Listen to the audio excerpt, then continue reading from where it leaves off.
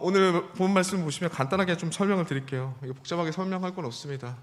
6장 1절부터 7절까지 내용을 쭉 보시면 사람들이 많아졌어요. 베드로의 설교가 2장에 있죠. 한 번에 베드로의 설교를 듣고 3,000명씩 돌아왔습니다. 3,000명 가운데는 여러 가지 구성원들이 오순절날, 명절날 모인 사람들이기 때문에 유럽의 각지에서 흩어졌던 사람들과 그리고 이스라엘 본토에 살고 있던 유대인들, 각 지역에 살고 있던 유대인들이 한 곳에 모였을 그때 베드로의 설교를 듣고 3,000명이 변화됐습니다. 그 안에서 어떤 일들이 벌어졌느냐?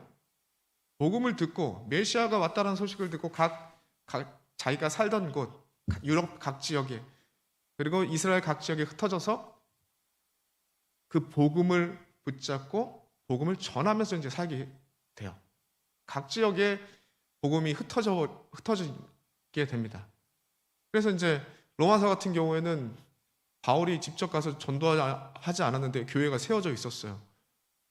한 번도 사도의 가르침을 받아보지 않았던 교회가 로마에 있어. 로마서를 기록한 거예요. 그러한 교회들이 막 생겨난다고요. 그래서 오늘 본문에 보시면 복음을 듣고 들어간 사람들이 있는 반면에 복음을 듣고 여기가 하나님의 기다리던 메시아를 내가 듣고 만났구나라고 해서 그 자리에 머물렀어요. 예루살렘에 머문 사람들이 있습니다. 왜냐하면 그 사람들은 평생의 꿈은 내가 어디에 살고 있든지 내 죽을 곳은 고향, 약속의 땅 저곳이지라고 하는 생각들을 항상 갖고 있던 분들이라 유대인의 생각이라 복음의 말씀을 듣고 기쁨으로 그리고 자신의 삶의 모든 기반을 던져버리고 머문 사람들이 있었다고요. 오늘 6장 1절 한번 읽어봅시다. 그러면 여러분 이해가 되실 거예요. 6장 1절 성경 갖고 오셨죠? 성경 갖고 다니셔야 돼요. 네.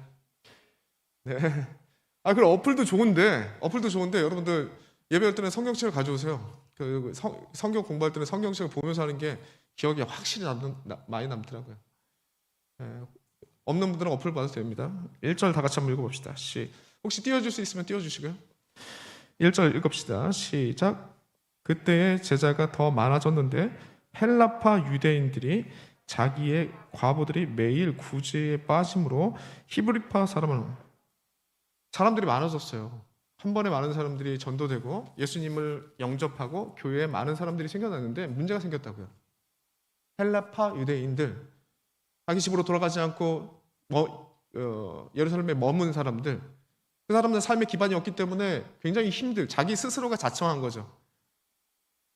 그래서 어려움을 당하는 사람들이 있었어요. 그렇기 때문에 사도행전 4장 넘겨보면 교회 안에 어려운 사람을 당한 복음 때문에 머문 사람들이 있으니까 자기가 갖고 있던 것들을 나누는 것들이 나와요.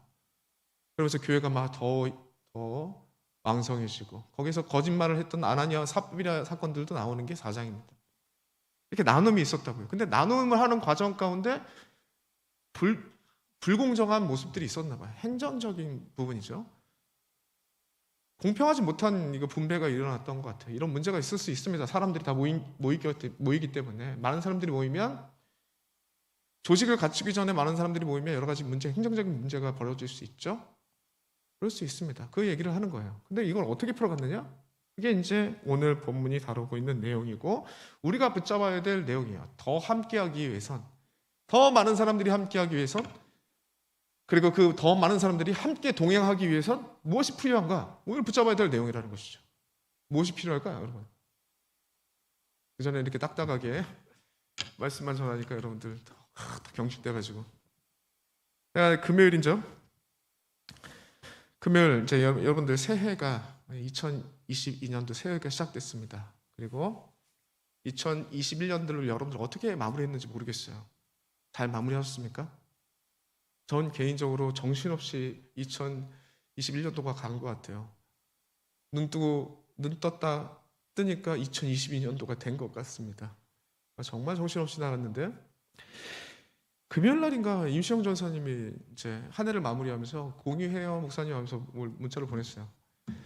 봤더니 23가지의 감사 내용들이요. 1년 동안 감사했던 내용들을 23가지 정도죠? 쭉 적어놨더라고요. 한번 쭉 읽어봤습니다. 저절로 제가 또 감사가 회상이 되면서 1년간 있었던 일들 중에 감사했던 내용들이 이렇게 많구나라는 것을 다시 한번 생각하게 되더라고요. 한 해를 또 어떻게 보면 또 마무리하게 되더라고요. 감사했습니다. 그래서 그걸 고스란히 갖고 가고 집에 아내한테 보여줬어요. 죄송해요. 우리 임시영 전사님 개인적인 건데 보여줬어요. 임시영 전사님이 이렇게 감사를 나눴는데 참 내가 감사하더라 하면서 나눴어요. 보더니 자연스럽게 1년 동안 우리 가정에 있었던 감사 내용들을 서로 나누게 됐습니다. 풍성한 감사가 됐고 어떻게 보면 생각지 못하게 2021년도를 다시 한번 돌이키면서 정리하는 시간이 됐어요. 여러분들도 굉장히 유익하더라고요. 그래서 전사님께 인사에 올려주세요 라고 했는데 올렸는지 모르겠어요.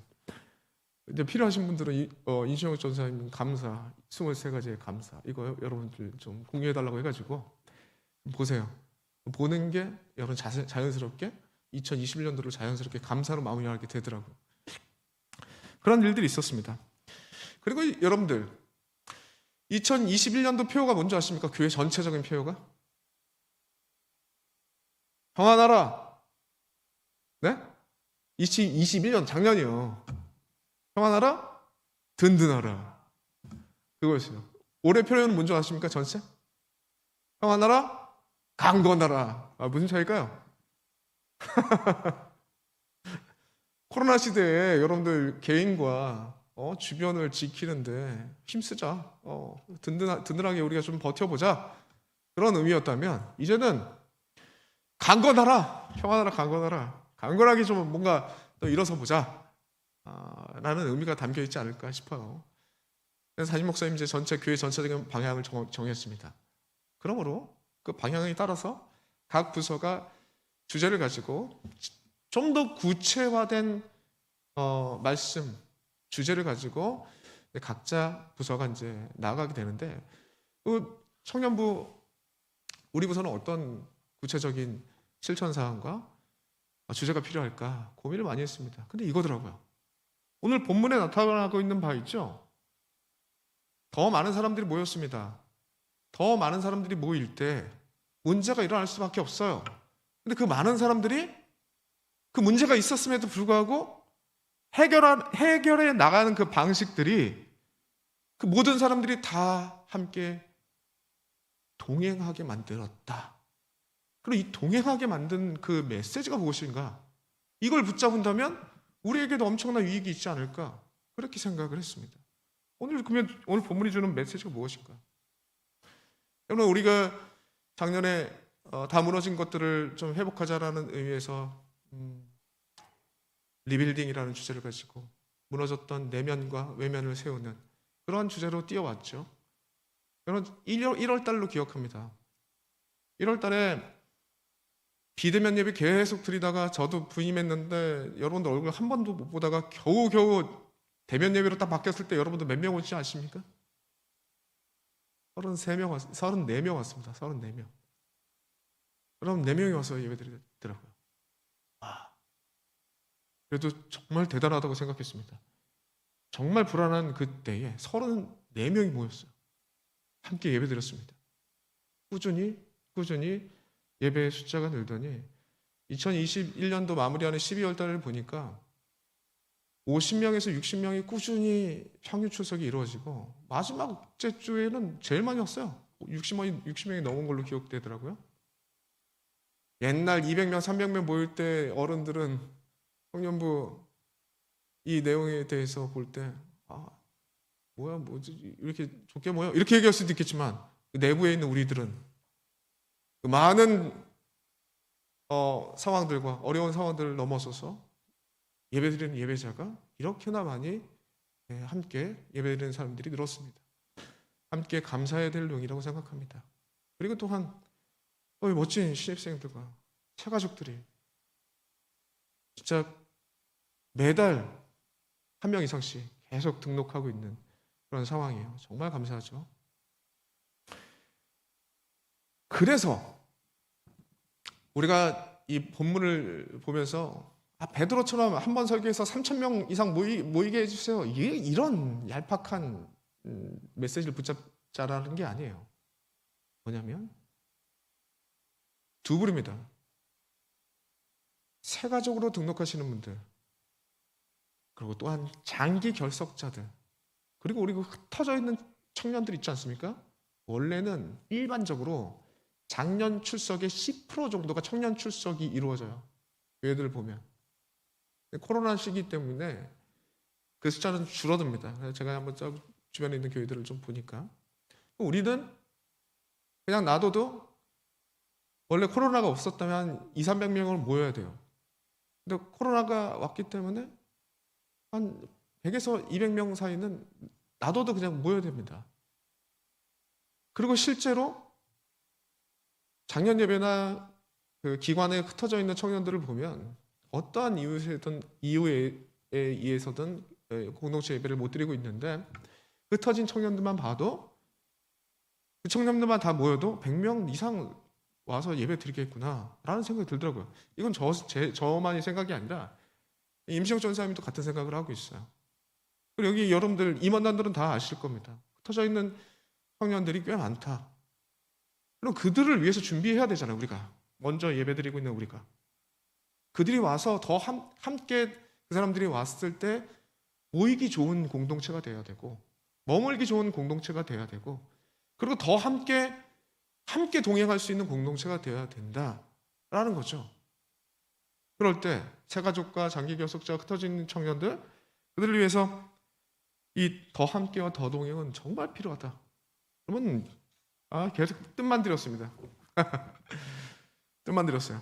결국에 오늘 본문 말씀이 주고 있는 메시지가 무엇인가? 두 가지 핵심 메시지가 있어요. 첫 번째로는 두 가지입니다. 이 두 가지만 집중해서 들으시면 끝납니다. 첫 번째로는 공유 행정이 필요하다. 공유 행정이 필요하다. 이건 제가 지은 표현인데요. 어디서 차용했냐면 이 공동체 무슨 얘기예요? 의미부터 설명하겠습니다. 이 공동체에서 일어나는 모든 행정적인 부분들, 모든 움직임에 대한 모든 부분들이 누구나 공동체라면 누구나 공동체원이라면 누구나 이해되고 납득되는 투명한 행정이 이루어져야 된다. 라는 겁니다. 투명한 행정 또는 공유 행정이라고 부를게요. 왜 공유 행정이라고 부르냐면 이게 리더십에 보면 여러 가지 제가 논문 자료 찾아보니까 한 200개가 넘더라고요. 지금 현재 리더십의 종류만 해도 그렇게 많아요. 근데 그 중에 우리 교회에서 어떻게 보면 붙잡아야 될 리더십의 내용들이 있는데 그중 한 4가지 정도가 있어요.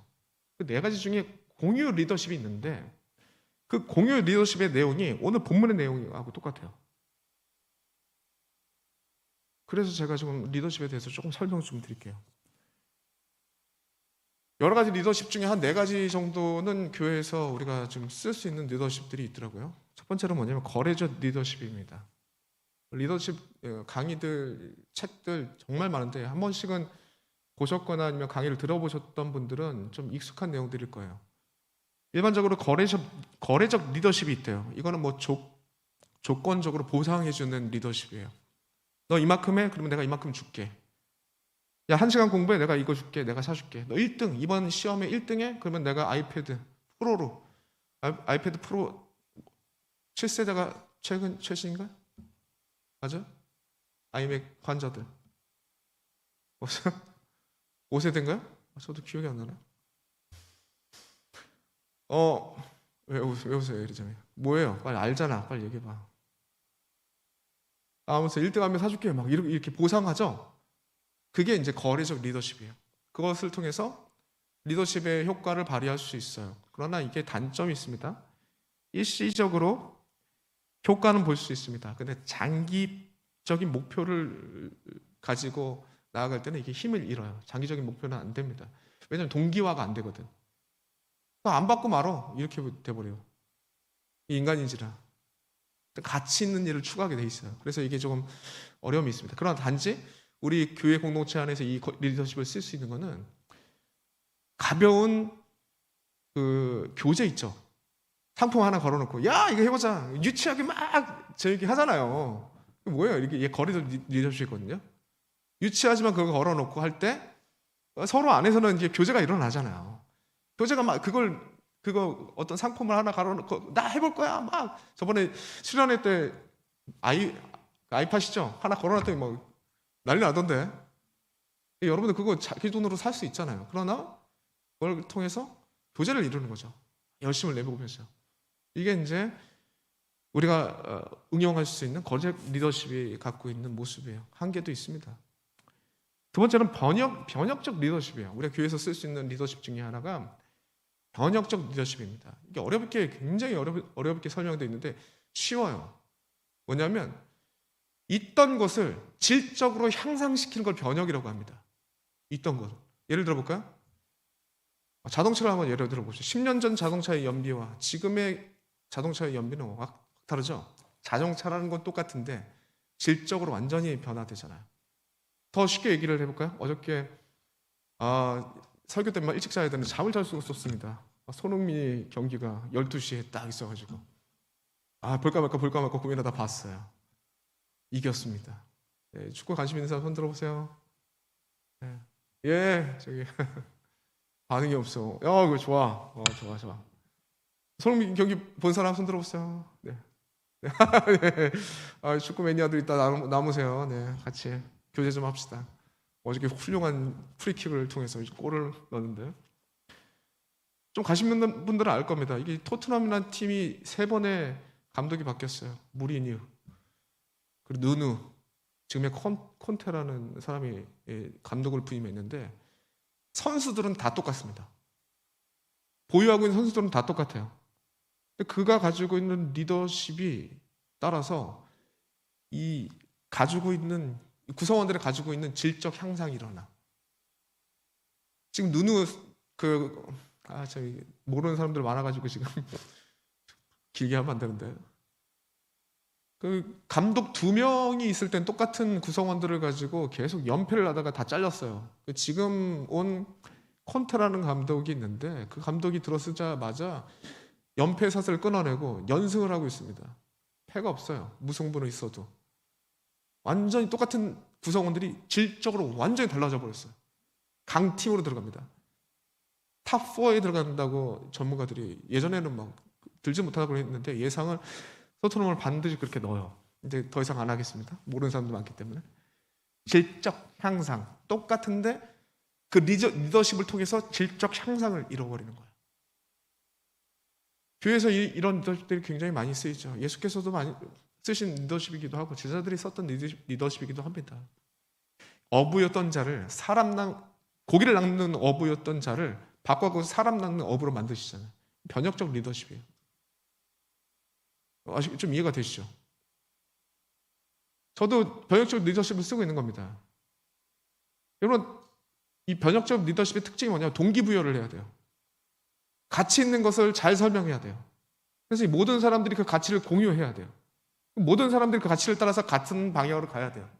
이 변혁적 리더십이 가지고 있는 특징 중에 하나인데 저도 그거 하고 있는 거예요. 지금 우리 공동체에게 이번 년 가장 중요한 게 뭐냐? 더 함께, 더 동행하는 거다. 이게 정말 중요한 가치다라는 것을 지금 계속 설명하고 있잖아요. 이 변혁적 리더십을 사용하고 있는 것입니다. 이해되시죠? 특징은 이것 또한 강력한 카리스마를 소유할 수밖에 없습니다.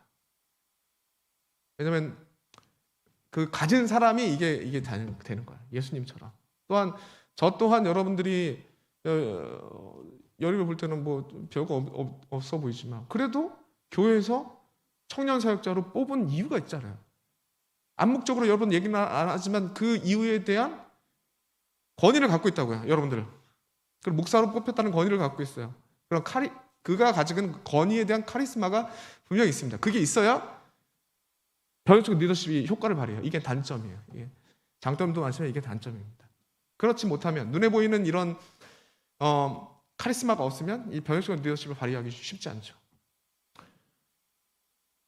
그리고 세 번째로는 서번트 리더십이라는 게 있어요. 이거는 예수가 그대로 보이시는 예수께서 우리에게 보여주신 종의 리더십. 내가 너희를 섬긴 것 같이 너희를 발을 닦인 것처럼 너희도 그렇게 하라. 이 섬김의 리더십이에요.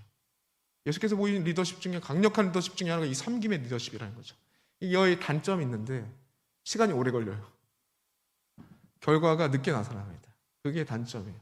왜냐하면 이거는 그건 있죠. 강력한 어떻게 보면 눈에 보이는 권위, 카리스마 그런 건 없다 하더라도 삶을 살아가면서 이 사람의 삶을 보니까 그 인품을 보니까 마음적으로 스스로 따르게 되는 거예요.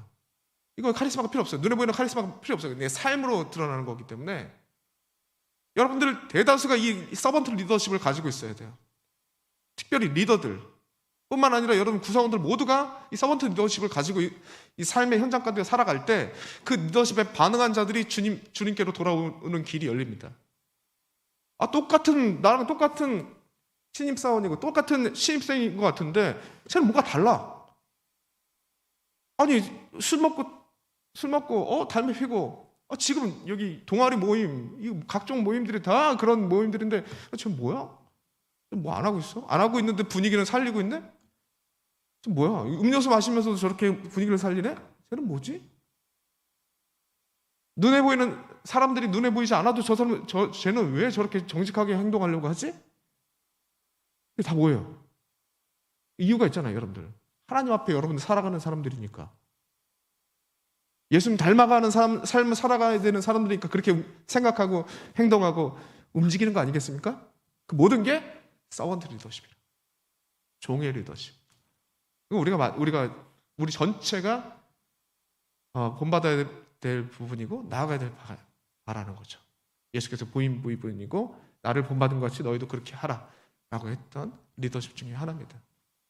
그러면 여러분들 모두가 이 서번트 리더십을 좀 사모하고 가졌으면 좋겠어요. 이거 특징이 뭐냐면 이것도 또한 카리스마를 가져요. 성품으로 그리고 삶으로.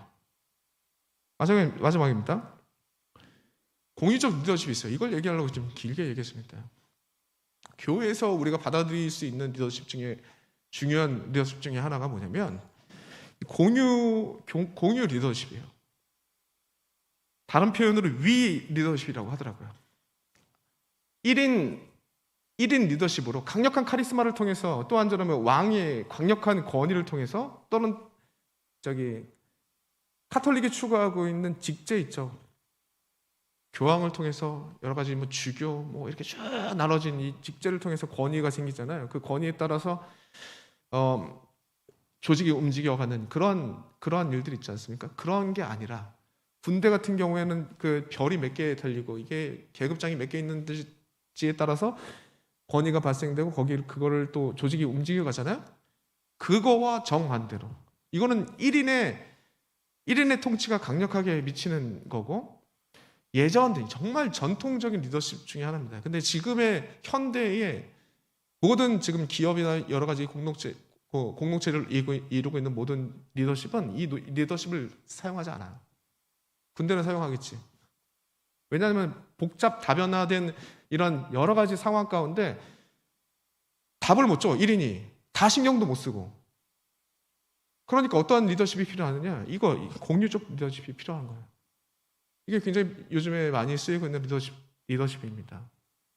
어떤 거냐면 이게 특징이 뭐냐면 수평적 관계가 특징이에요. 권한을 분배해가지고 수평적 관계를 이룹니다. 그래서 서로 구성원들 간에 권한을 부여받은 그 사람이 책임까지도 같이 지고 그가 결정하는, 예전에는 이 탑 리더십이 어떤 결정을 하면 따라가는데 이 권한을 다 그 분야에 따라 다 분배를 해놓고 그 분야에서 그 리더가 결정하면 전체 결정으로 따르고 실패하든 아니든 그 리더십을 인정하는 거예요. 다 따라가는 거예요. 이게 공유 리더십이에요. 그렇게 되면 어떤 효과가 발휘합니까? 각자 분야에서 갖고 있는 다양한 의견들을 받아들일 수 있다는 거죠. 그리고 다변화된 다양한 문제들이 발생됐을 때 각자 결론 짓고 공동체를 이끌어갈 때 다 서로가 각자 수평적인 관계에서 다 그 결정을 인정해 주는 거예요. 그렇게 되면 이렇게 되는 겁니다. 아주 오늘날 많이 쓰이고 있는 리더십이에요. 이게 리더십뿐만 아니라 공유 경제로 응용이 되고 공유 행정으로 응용이 되는 거예요. 대표적인 얘기가 그런 거죠. 여러분 타다라는 그거 알아요?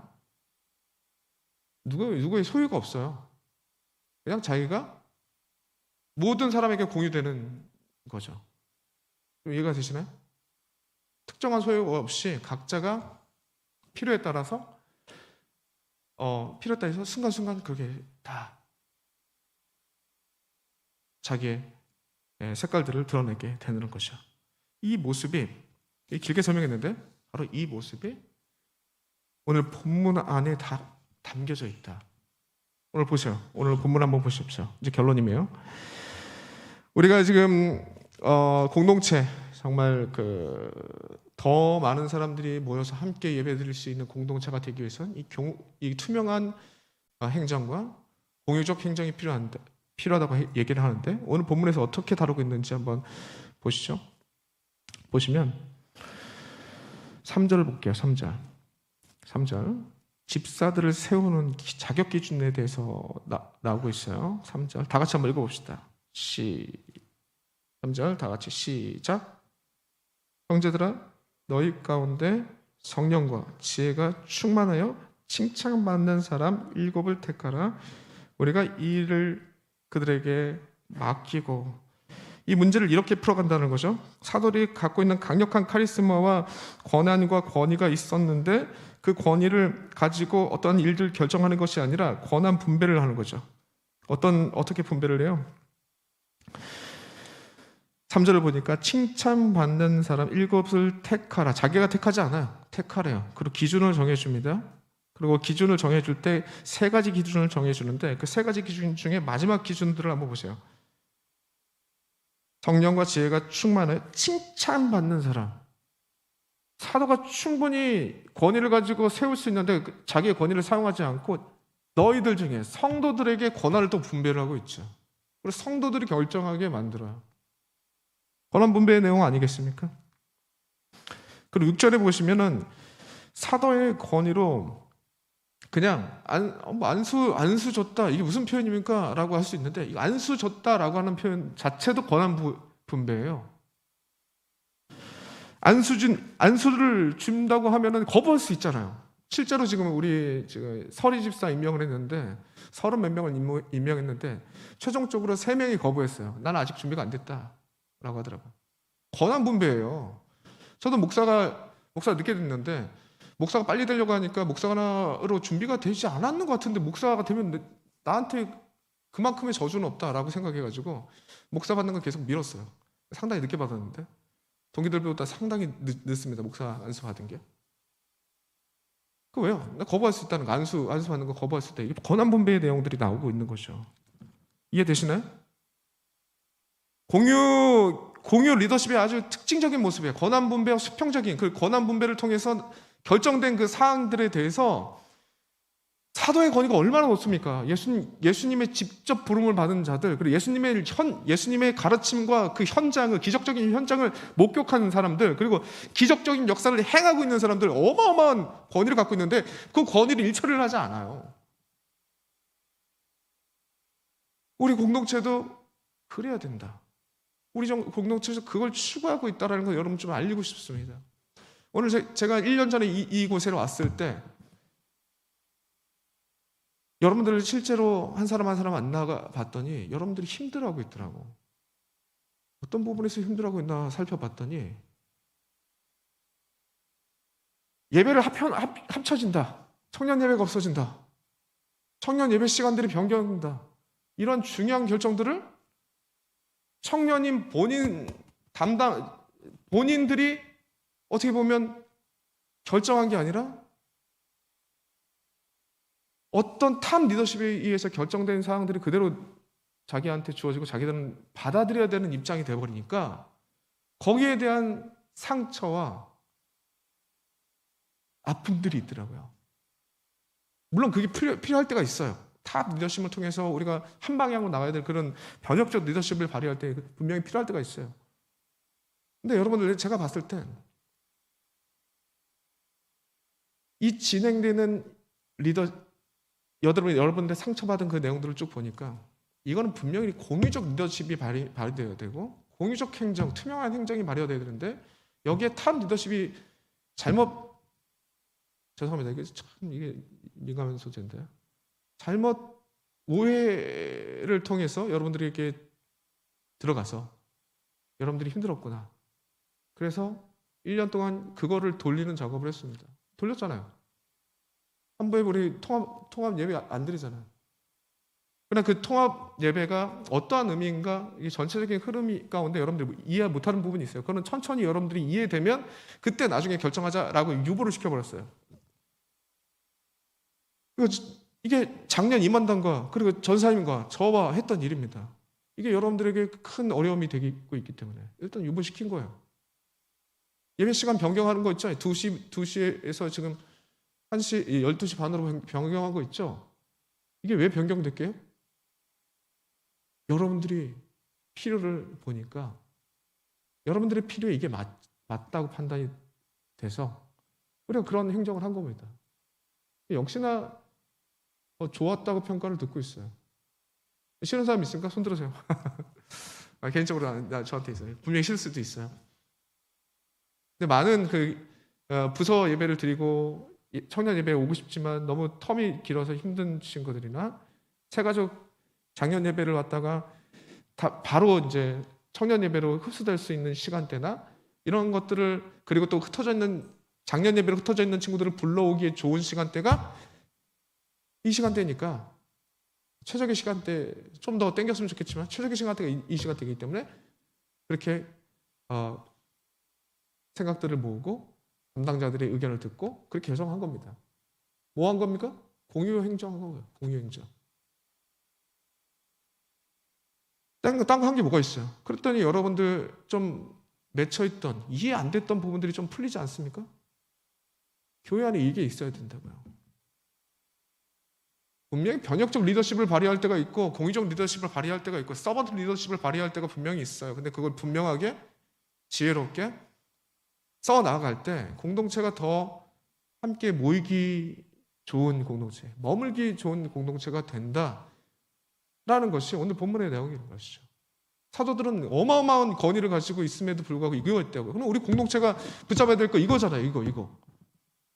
그리고 앞으로 우리 임원단들이 붙잡아야 될 거, 그리고 우리 사역자들이 붙잡아야 될 거, 리더들이 붙잡아야 될 거 이거죠. 어떠한 행정적인 부분들에서 결정할 때 누구나 이해되고 납득이 되고 공감이 되고 그 권한 부여한 사람이 결정한 부분에 대해서 이해가 되는 이런 결정들이 계속 이어질 때 더 함께하고 싶고 더 머물고 싶은 공동체가 되는 거 아니겠습니까?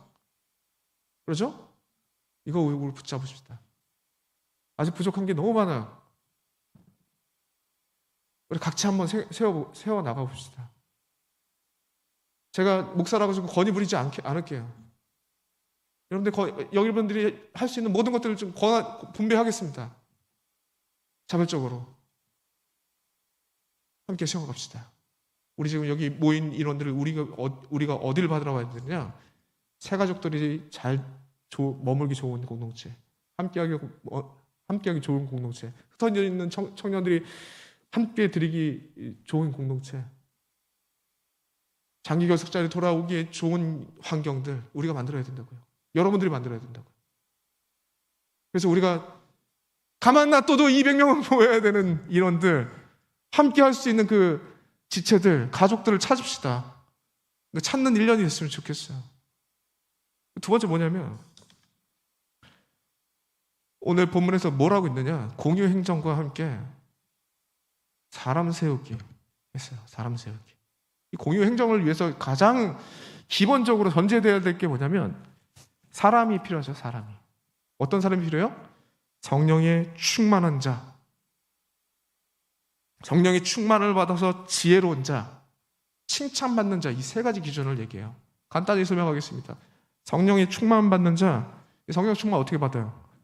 성령 충만이라고 하니까 어렵죠?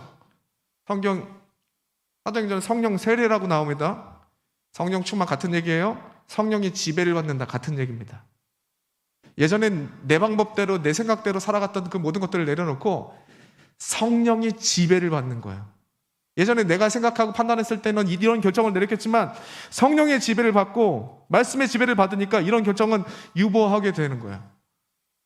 성령의 지배를 받는 사람들이에요. 성령의 지배를 받으면 어떻게 해요? 두 가지입니다. 두 가지, 딱 두 가지밖에 없어요. 성령의 내주는 예수 그리스도를 믿는 즉시 여기 우리 안에 성령이 내주하시는데, 내주로 끝나면 안 돼요. 우리 성령 충만함을 받으라고 얘기했어요. 충만함. 그 충만함은 어떻게 이루어지느냐? 약속된 말씀 붙잡는 거, 붙잡은 말씀 갖고 기도하는 거. 그래, 이 두 가지란 말이에요. 그러면 약속된 말씀을 여러분 알아야 될 책임이 있어요. 기도인데, 기도는 여러분 시간을 채워야 될 필요가 있는 거죠. 하나님의 약속의 말씀을 알을 채워야 되는 책임이 여러분들이 있고요. 기도니까, 기도는 시간을 채워야죠. 지금 하고 있는 기도 생활 여러분들 점검하시고 기도 생활을 좀 늘려가십시오. 여러분들이 해야 될 일이에요. 그럴 때 성령 충만함이 있다고요. 말씀과 기도, 성령 충만함의 길입니다. 이거 해야죠, 이거. 그래서 여러분들 모두가 성령 충만한 자가 됐으면 좋겠어요. 두 번째, 지혜가 충만한 자가 되어야 된답니다. 이 지혜가 충만한 자가 뭔지 알아? 간단하게 설명할게요. 세계관을 가진 자예요. 세계관. 기독교 세계관에 무장된 자들을 말하는 거예요. 삶의 다양한 문제들이 다가올 수 있어요. 오늘과 같이 분배의 문제가 다가올 수도 있고, 관계의 문제가 다가올 수 있고, 성경에서 문자적으로 언급되지 않은 여러 가지 신앙적인 문제가 다가올 수 있어요. 그거 문제가 어떻게 풀어나가요? 어떻게 지혜롭게 풀어갈 수 있습니까? 주의 말씀으로 무장된 그 사람들이 세계관을 가지고 그 문제를 지혜롭게 풀어가는 거예요. 세계관이 뭐예요? 마치 안경과 같은 거예요. 안경. 기독교라는 안경, 세계관이라는 안경. 좀 더 자세히 얘기할까요? 창조, 타락, 구속. 창타구의 안경을 쓰고, 성경 전체가 얘기하고 있는 창조, 타락, 구속에 대한 안경을 쓰고 문제를 바라보는 거예요. 하나님의 시각으로 바라보는 거, 그 답을 찾는 거, 그게 지혜입니다. 세계관으로 무장되어야 된다고요. 이해되셨나요? 마지막 이게 뭐예요? 칭찬받는 자. 칭찬받는 자가 뭡니까? 성령의 충만함을 받아서, 말씀과 기도를 통해서 성령 충만함을 받은 권위들이 있죠. 세계관을 통해서 문제를 해결할 수 있는 능력과 지혜가 있어요. 그걸 통해서 가져지는 권위들이 있습니다. 교회 안에 생기는 권위들이 있을 거예요. 그거 가지고 누릴 생각하지 말라는 거죠. 그거 가지고 지배할 생각하지 말고 서번트 리더십을 가지고 세워주고 섬기는 예수님의 그러한 모습들로 어떻게 보면 리더들이 될 수 있겠죠. 좀 더 선배들이 신앙의 선배들 될 수 있을 거예요. 그들이 뭐 하느냐? 서번트 리더십을 가지고 섬기는 거. 그럴 때 모든 구성원들이 칭찬하는, 관계 속에서 녹아져야 된다. 그 권위가 관계 속에 녹아지게. 이 권위를 가지고 그냥 놔두면, 자기가 이렇게 덜어내는, 일부러 의도적으로 덜어내는 그런 것들을 안 하면, 가지고 있는 그 권위를 가지고 자꾸 누리려고 해요. 나 자신. 타이틀을 가지고 누리려고 한단 말이에요. 리더들하고 간사님들, 우리 사역자들 특별히 조심해야 됩니다. 타이틀이 주는 권위가 있어요. 그걸 자기 의도적으로 이렇게 권위를 벗어버리려고 하지 않으면은 여러분들 그걸 가지고 누리려고만 한다고요. 지배하려고 한다고요. 그러면 절대 이런 일이 안 나갑니다. 칭찬받는, 서로 간에 머무기 좋고 동행하기 좋은 그런 모습들이 안 나타난다고요. 모든 구성원들 마찬가지입니다. 우리가 성령 충만함과 그 다음에 지혜로운 자, 세계관으로 무장한 자가 되면 자연스럽게 교회 안에 권위가 생기는 그 권위를 가지고 서번트 리더십을 발휘하라고요. 끝. 찬양합시다.